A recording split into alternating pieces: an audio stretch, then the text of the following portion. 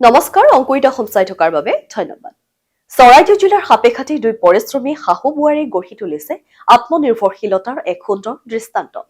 ঘৰৰ খালী বাৰীত স্বাস্থ্যসন্মত শাক পাচলিৰ খেতি কৰি তেওঁলোকে এতিয়া কেৱল নিজৰ পৰিয়ালৰ প্ৰয়োজন পূৰণেই নহয়, গাঁৱৰ আন মহিলাসকলকো উদ্যত কৰি তুলিছে। দৈনন্দিন গৃহস্থলীৰ কামৰ মাজতো সময় উলিয়াই শাহু মণি দাস আৰু বোৱাৰী জোনালী দাসে লাই শাক, ধনিয়া, বেঙেনা, নেমু, জলকীয়া আদি বিভিন্ন ধৰণৰ শাক পাচলিৰ খেতি কৰি আহিছে।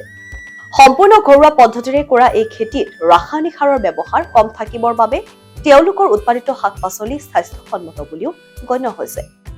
বাণিজ্যিক উদ্দেশ্য নাথাকিলেও এই উদ্যোগে পৰিয়ালটোৰ দৈনন্দিন বজাৰৰ খৰচ যথেষ্ট পৰিমাণে হ্ৰাস কৰাৰ লগতে ঘৰতে সতেজ শাক পাচলিৰ যোগান নিশ্চিত কৰিছে। বিশেষকৈ বৰ্ধিত মূল্য বৃদ্ধিৰ সময়ত নিজৰ বাৰীৰ উৎপাদনে তেওঁলোকক যথেষ্ট সহায় আগবঢ়াইছে। শাহু বোৱাৰীৰ এই একেলগীয়া প্ৰচেষ্টাই এতিয়া অঞ্চলটোৰ বহু মহিলাৰ বাবেও প্ৰেৰণাৰ উৎস হৈ পৰিছে। কম মাটিতো সঠিক পৰিকল্পনা, অধ্যৱসায় আৰু আগ্ৰহ থাকিলে কেনেদৰে স্বাৱলম্বী হ'ব পাৰি তাৰ এক জ্বলন্ত উদাহৰণ মণি দাস আৰু জোনালী দাস। মোৰ নাম শ্ৰীমতী জোনালী দাস। আমি মা আৰু আমি খেতি কৰিয়ে ঘৰ চলি আছোঁ। পাকঘৰৰ সকলো কামো মানে ঘৰ চলি আছোঁ আৰু বাৰীটো চব্জি যিমান ওলায় বজাৰত বিক্ৰী কৰি ঘৰ চলোঁ। ল'ৰা ছোৱালীও পঢ়াৰ ক্ষেত্ৰত অকণমান সহায় হৈছে। চৰকাৰী সুবিধা পাইছে নেকি? পাইছোঁ চৰকাৰী সুবিধা বহুতেই পাইছোঁ। সেই চৰকাৰী সুবিধাও ইয়াত লগাইছোঁ। মানে মই এই খেতি পথাৰ আৰু মানুহজনো কৰে, আমিও কৰোঁ, কৰি মেলি আৰু ঘৰখন চলাই আছোঁ। আৰু কি খেতি কৰে?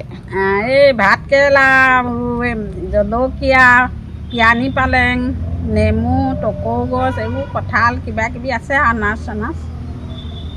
মানে ৰাসায়নিক সাৰ দিয়ে নে ঘৰতে? নাই, ৰাসায়নিক সাৰ নিদিওঁ। আমি ঘৰতে গোবৰ দি মানে খেতিটো কৰি আছোঁ।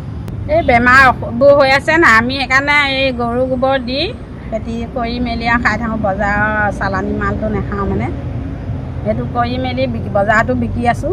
খেতি কৰি আপোনাৰ বজাৰখনো ঘৰতো চলোৱা হৈছে। শাহু বোৱাৰী দুইজনীয়ে আমি আৰু এই খেতিৰ ওপৰতে নিৰ্ভৰ কৰি চলি আছোঁ। চৰাইদেউৰ পৰা ৰূপামণি গগৈ প্ৰতিবেদন, অংকুৰিত অসম।